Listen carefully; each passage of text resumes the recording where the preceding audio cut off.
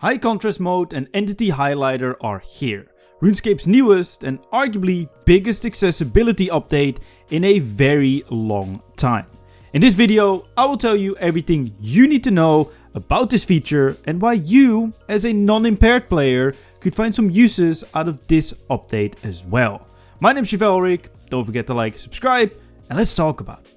So first things first, what are these features? Well, simply put, they're accessibility features for people with impairments who struggle making out certain objects, NPCs or monsters in the world of Gielinor. There are two settings you can have.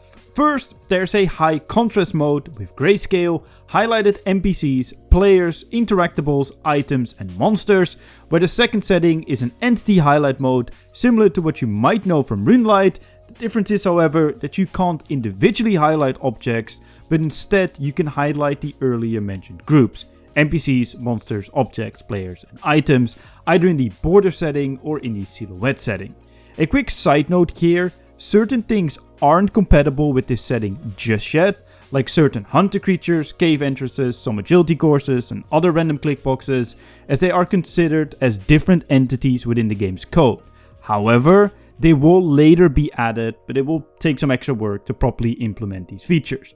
You can find this option by navigating to your settings menu, additional options, and then it can be found under the tab accessibility options. Once it's all set up, which we'll go over in just a second, you can quickly turn this setting on and off by either setting a hotkey in the controls menu or right clicking your world map icon and turning it on and off there. First of all, the high contrast mode. Toggle it on and it will show a grayed out version of RuneScape with only the highlighted objects having color. You can switch between border mode or silhouette mode, or easily put outline or filled in mode, and you can change any of the colors to your liking by scrolling down and selecting a color that suits your preferences best.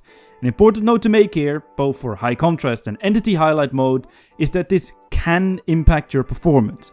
I personally use proximity mode, which hasn't affected my performance, and for me personally, it also makes everything look a little less cluttered with highlights, as it only highlights the things that are actually close to you. You can also change the thickness of the border size when you use outline/border mode by using the slider in the menu. Okay, but I don't want my game to be grayed out, and well, then you can just use entity highlight mode and only highlight the things you want to be highlighted, as there's an option for you to not give a highlight to a certain group of objects. Like for example, I only highlighted my enemies, friendly NPCs and items, where I turned everything else off. Oh, and just like high contrast mode, you can customize the colors to your liking for outline mode as well. But why should you care as a non-impaired player? Well, this feature can be especially useful as you can highlight enemies at a boss like Vorkav to easily see the minions spawning even if they are behind the boss. Or what to think about item highlights or interactable highlights for the pesky quest objectives that require you to find things in a clustered space. Just turn on this setting and voila, easy game clap. And yes, it also works on penguins, including the 007 one that always disappears into thin air. And that's everything you need to know about the new high contrast mode and entity highlight mode. I hope this video was useful, and let me know where you would use this feature, and of course what other accessibility features you would like to see. Thank you guys for watching, and my name is Chevalric. See you guys in my next video.